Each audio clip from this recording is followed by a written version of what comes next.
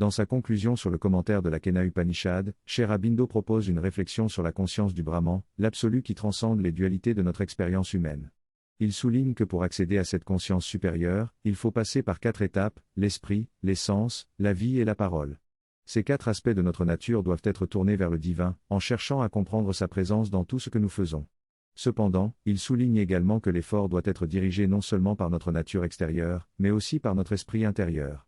Celui-ci doit se détacher de l'identification au mouvement de la vie individuelle et se tourner vers le soi suprême, qui est au-delà de tout mouvement et en est le maître.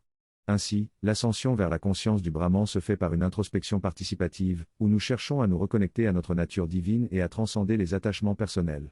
Cette démarche nous mène vers une vie plus complète, joyeuse et épanouissante. Il est dit que notre identité est souvent construite autour de nos rôles et responsabilités dans la vie.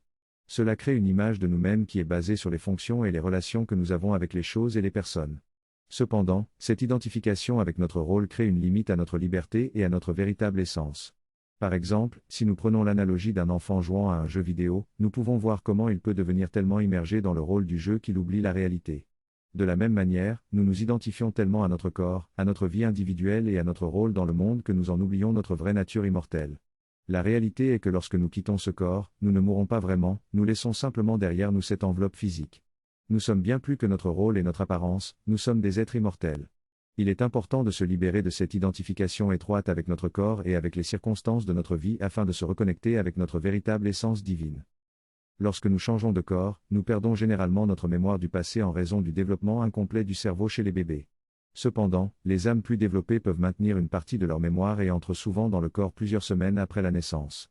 Cette perte de mémoire est en réalité bénéfique, car elle permet de repartir à zéro et de ne pas être limité par les préjugés et les rigidités de nos vies antérieures. Avec le temps, nous pouvons commencer à récupérer notre mémoire et à continuer à développer notre conscience à travers différentes vies. Il est important de réaliser que nous ne sommes pas simplement notre corps, notre vie ou notre esprit, mais que nous sommes au-delà de ces éléments. En prenant conscience de notre véritable nature, nous pouvons nous tourner vers notre soi suprême et devenir le maître de notre propre mouvement. Nous avons la liberté de choisir et de façonner notre esprit, notre vie et même notre corps selon notre volonté. En récupérant notre liberté et notre pouvoir, nous pouvons nous transformer et nous accomplir pleinement. Ce texte aborde la relation entre la conscience et les relations avec tout ce qui nous entoure. Il utilise l'exemple du roi Janaka pour illustrer cette idée. Le roi Janaka était non seulement un maître du monde extérieur, mais aussi de sa propre conscience. Lorsqu'il recevait la connaissance de Brahman, on lui annonçait que son palais était en feu. Malgré cela, il restait détaché car la connaissance qu'il recevait était plus importante que ses possessions matérielles. Cela symbolise la dissolution de son ancien monde et la naissance d'un nouveau monde de conscience supérieure. Il est souligné que cette évolution de conscience implique à la fois une ascension de notre être individuel et une ouverture à la divinité. En tournant nos pensées et nos sens vers le divin, nous nous élevons et percevons plus profondément la présence divine dans toute chose. Notre esprit s'ouvre à une compréhension plus profonde du fonctionnement divin, ce qui nous aide à élever notre conscience.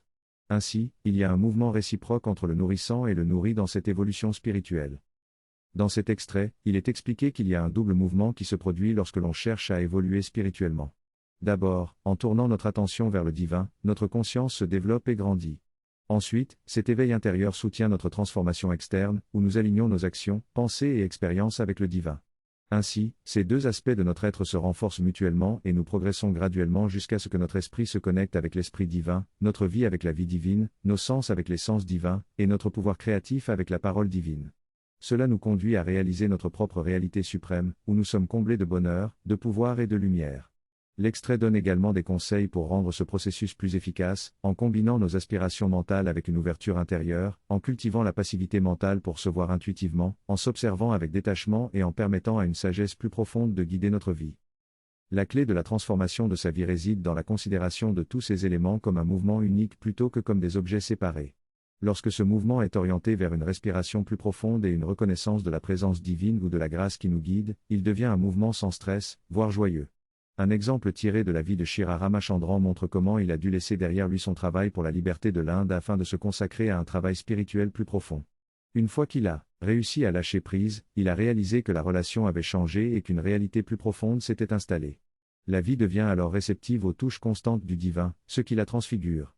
Un esprit calme et passif est nécessaire pour recevoir ces touches et les intégrer. Plus la réceptivité grandit, plus la vie se transforme et devient en harmonie avec l'inspiration divine. En même temps, la conscience interne s'élève et aspire à une conscience supérieure. C'est ainsi que le processus de transformation se déroule progressivement.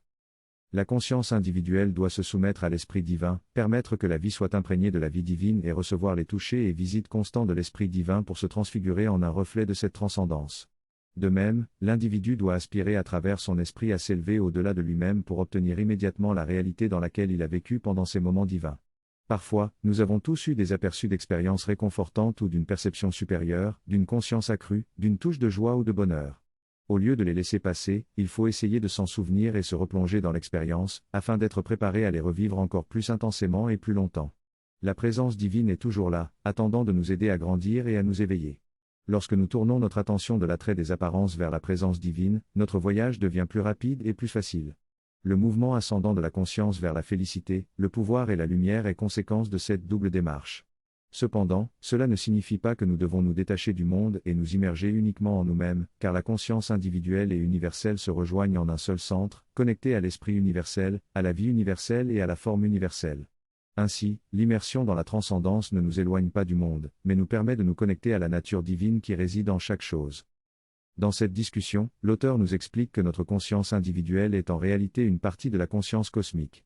Notre esprit, nos sens et notre vie sont tous liés à cette conscience plus vaste.